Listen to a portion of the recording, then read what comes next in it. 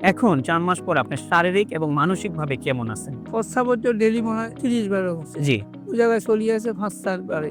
আলহামদুলিল্লাহ। খাবার রুচি থাকতো না। আমি ১০০ গ্রাম ছাড়া ভাত খেতে পারতাম না। ওইটাও আমার আল্লাহর আল্লাহর রহমতে রুচিটাও আজকে খেতে রুচিও আসছে। পারতেছেন। জি। তো সব দিকে আমি ২ মাস বাড়ি থেকে কোনো দিকে বাড়তে পারিনি। ২ মাস পরে আল্লাহর রহমতে আমি চেম্বারে বসে রুগীও দেখতেছি এবং এর মাঝে ভিত্তি লাইন ধরিয়ে ওষুধ রাখছি। রুগীও খাইয়ে, ওষুধও খাইয়ে। মানে আপনি রোগীও দেখতেছেন, আল্লাহর রহমতে আমাদের ওষুধগুলোও খাচ্ছেন। ওষুধও খাইয়ে। যাক আলহামদুলিল্লাহ, আল্লাহ কবুল করুক। আসসালামু আলাইকুম ওয়া রাহমাতুল্লাহি ওয়া বারাকাতুহু। আমি ডক্টর মোহাম্মদ আসলাম, ডিএইচএমএইচ, বিএইচবি ঢাকা, বিএইচএমএইচ অনকোর্স ঢাকা বিশ্ববিদ্যালয়। বর্তমানে বিশ্বনন্দিত ক্যান্সার চিকিৎসক অধ্যক্ষ ডক্টর এসএম সারোয়ার স্যারের চেম্বার গণস্বাস্থ্য হোমিওতে ক্যান্সার চিকিৎসক হিসেবে নিয়োজিত আছি। আল্লাহর রহমতে আজকে আমি আপনাদেরকে পরিচয় করিয়ে দিতে যাচ্ছি আমাদের একজন পেশেন্ট, যিনি আলহামদুলিল্লাহ আল্লাহর রহমতে গল ব্লাডার সিএ থেকে উনি আলহামদুলিল্লাহ আল্লাহ ওনাকে মাফ করেছেন। ওনার সাথে আমরা সরাসরি পরিচয় হতে যাচ্ছি এবং ওনার মুখ থেকে আমরা শুনবো ওনার বিস্তারিত চিকিৎসা ব্যবস্থা, ওনার সবকিছু।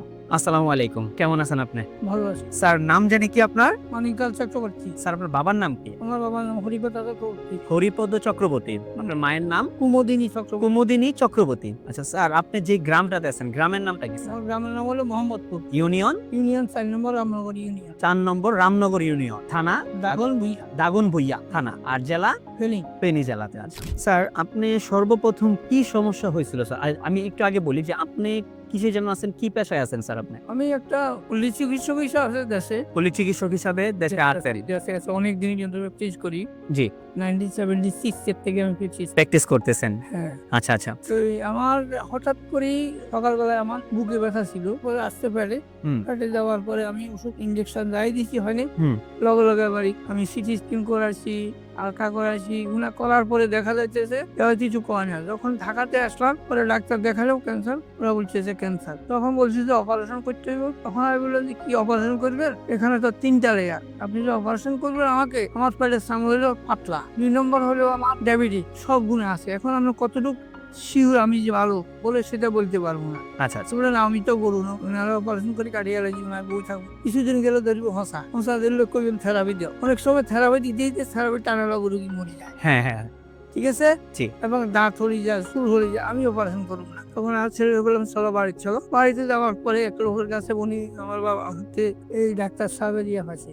মানে আপনার ছেলে ওই অনলাইনের মাধ্যমে, যে কোনো মাধ্যম থেকে আপনার আমাদের একটা ভিডিও পাইছেন। তখন আমরা এটা নিয়ে এখানে আসছি। আল্লাহর রহমতে আমরা, আপনি যে আমাদের এই চিকিৎসাগুলো করলেন, আপনারা তো ডাক্তার বলছিল যে আপনি এই অবস্থাতে যাবেন, বা যে খারাপ কন্ডিশনটা ছিল সেই কন্ডিশনটা থেকে আল্লাহর রহমতে আমাদের স্যারের চিকিৎসায় আপনার ৪ মাসের মধ্যে দেখলেন যে আপনার ক্যান্সারটা আলহামদুলিল্লাহ নাই। এখন ৪ মাস পর আপনি শারীরিক এবং মানসিকভাবে কেমন আছেন? প্রস্রাবের তো ডেইলি মনে হয় ৩০ বারের হচ্ছে। জি, ওই জায়গায় চলিয়ে আছে ৫-৪ বারে। আলহামদুলিল্লাহ। খাবার রুচি থাকতো না। আমি ১০০ গ্রাম ছাড়া ভাত খেতে পারতাম না। ওইটাও আমার আল্লাহর রহমতে রুচিটাও আজকে খেতে রুচিও পারতেছেন। জি। তো সব দিকে আমি ২ মাস বাড়ি থেকে কোনো দিকে বাড়তে পারিনি। ২ মাস পরে আল্লাহর রহমতে আমি চেম্বারে বসে রুগীও দেখতেছি এবং এর মাঝে ভিত্তি লাইন ধরিয়ে ওষুধ রাখছি। রুগীও খাইয়ে, ওষুধও খাইয়ে। মানে আপনি রোগীও দেখতেছেন, আল্লাহর রহমতে আমাদের ওষুধগুলোও খাচ্ছেন। ওষুধও খাইয়ে। যাক আলহামদুলিল্লাহ, আল্লাহ কবুল করুক। আলহামদুলিল্লাহ, আমরা ওনার জন্য সর্বোচ্চ দীর্ঘায়ু কামনা করি। আল্লাহ তাআলা ওনাকে যেমন আজকে মাফ করছেন, ওনাকে যাতে মৃত্যুর আগ পর্যন্ত আল্লাহ অন্তত সমস্ত প্রকার রোগ থেকে, অন্তত ক্যান্সার থেকে যাতে মুক্ত রাখেন, আমরা সেই আশায় আছি।